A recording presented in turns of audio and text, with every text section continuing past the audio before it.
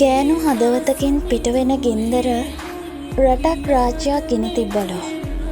හදවත මෙලෙක් පාර්වතී කාලියුනෙත් පිරිමියෙක් කරපු අසාධාරණයක් නිසාලු. කාලෙත් එක්ක හැමදේම අමතක ඇති කියලා හිතන පිරිමින්ට ආයෙ මුල මතක් වේවි. දුන්න ගින්දර Tamanට ඇවිලෙන කාලෙකදී. උඹ අමතක කරපු හදවතක් පපුව පලාගෙන තාමත් ආදරේ වෛරයයි මැද පිච්චෙන බව උඹ නොදන්න බැදී. සමාවයම් මම මෙහෙම කියනවට.